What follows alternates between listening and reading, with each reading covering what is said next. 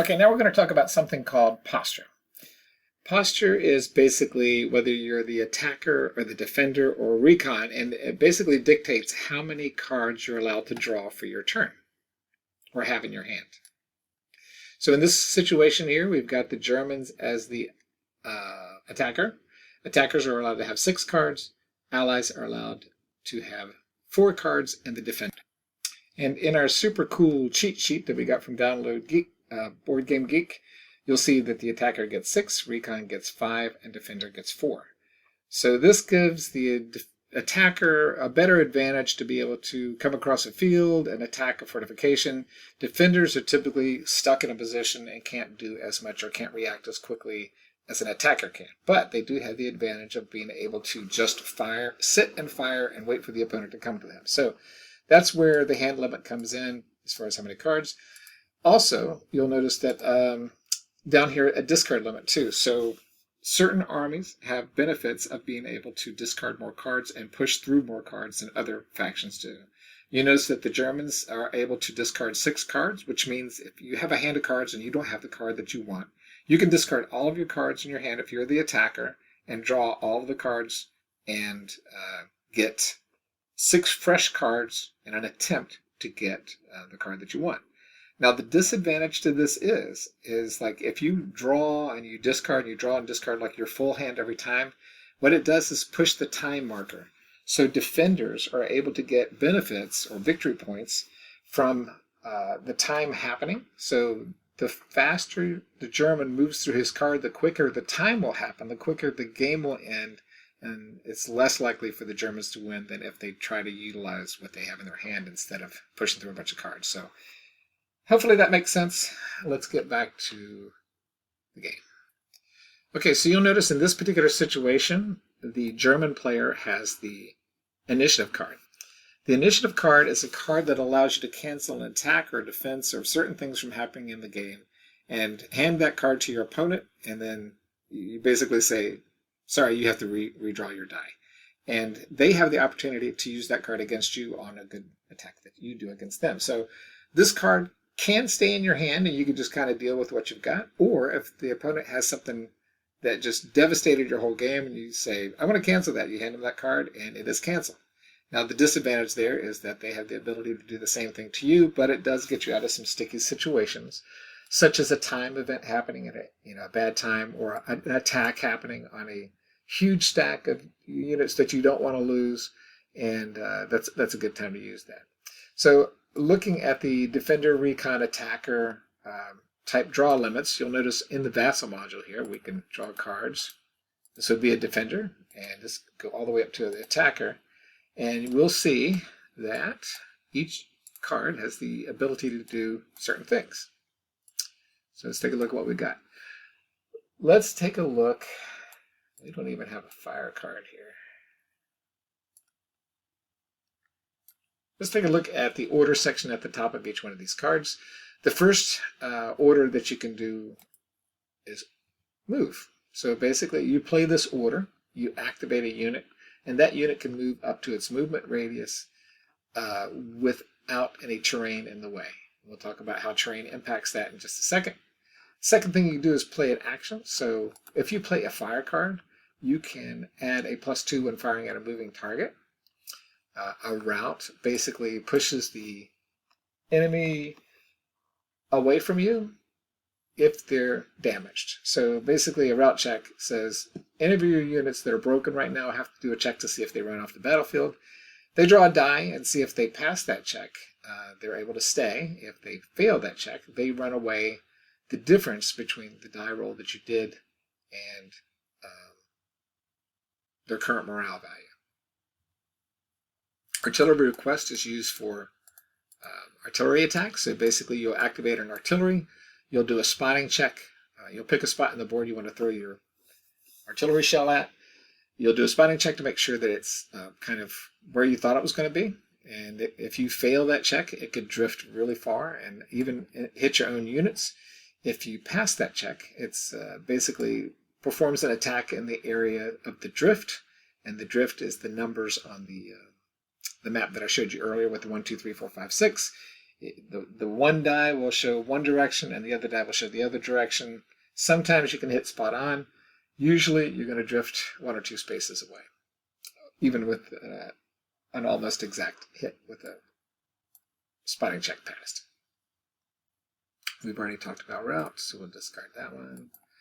Recover is basically if a unit is hurt or broken, you can do a recovery check, and you can roll a dice, try to pass the recovery check, and if you do, that unit comes back into action at full force, and all the damage that was done to him is removed. Otherwise, it stays on there. There are also suppression markers in the game if your attack is the exact same number for the attack and the defense, so that causes a suppression, and the recover card removes those automatically.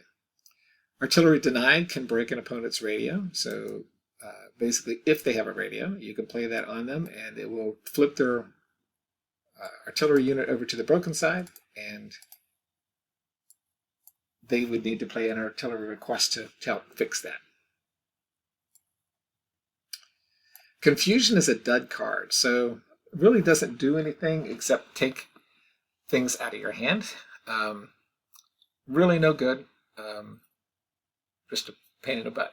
So this is the kind of card that you'd want to discard unless you could find a use for the action. So the actions down at the bottom can be added onto orders typically, or you just read the card and do what it tells you. Now, if you ever have a conflict with what the rule book says and the card says, the card always rules over the rule book. So let's get rid of some of these. Let's see if we can find a fire card.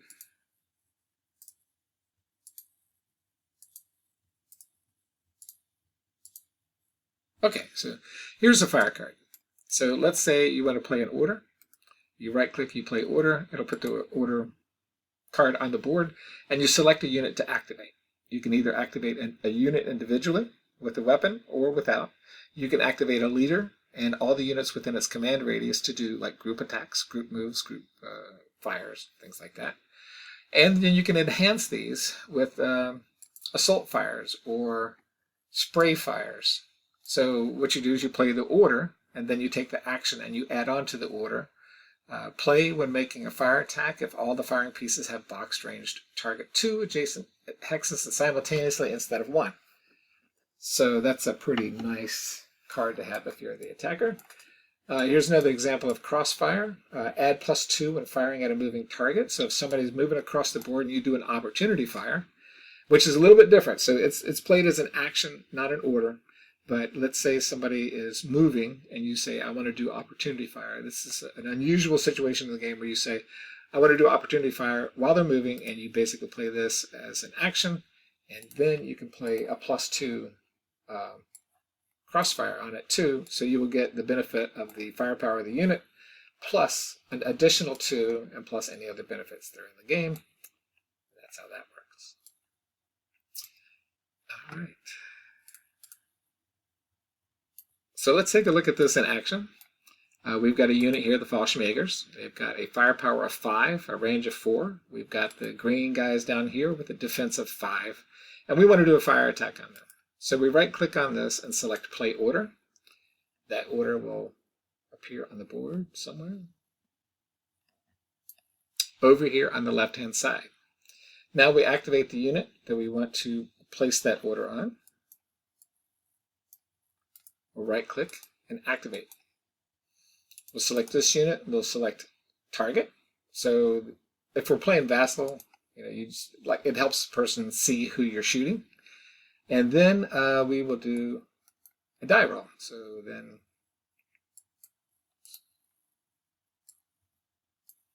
the Axis will do a die roll. That's a 5. 5 plus 5 is 10. And just for Vassal, you type in 10 up top to show your attack value. Now this guy's out in the open. He has a defensive value of 5, no cover, so he's not able to take the advantage of any cover. And he will roll a die. And he rolled a 3. So 3 plus 5 is 8. 8 is less than 10. And so we break this unit like so. All right, so that jammed means if you're firing a equipment like a heavy machine gun or a light machine gun or something like that, the machine is jammed, and that is a little bit different. There are events that can happen in the game, so that same verbiage there, instead of saying jam, we'll say sniper check or event. If you do have an event, you will draw another card down here, and if you're playing the actual game, you just draw another card, and you draw the event, and then whatever this says here happens. So you may remove a German squad from the map if you do replace it with two matching teams instead. So that's you may. Sometimes it will say you must or you will, and whatever it says you have to do. That's the problem with events, right? You never know what's going to happen. You never know how it's going to impact your troops and stuff. So that's how the game chaos is kind of managed through that engine of events and sniper checks and jammed weapons and things like that. Okay, so the turn is over, and let's say the Americans, and then I have this right here, so I might as well use it, want to use a recover card. So say this is an American card, and they play the order here, the order. And what the recover lets you do is take the unit's morale, which is 7, plus any cover if he has it, draw a card and see if he passes that check. If he passes the check, then you basically rally that unit back up to regular status, and he's fine. If 2 different units break him twice, then he is eliminated from the game. He's put on the eliminated track, and then you would get 2 VPs for a squad, 1 VP for a weapons team, and then leaders get 1 point plus the command value. So a leader with 1 command value would be 2 VP. All right, so let's talk about what leaders can do for you in the game.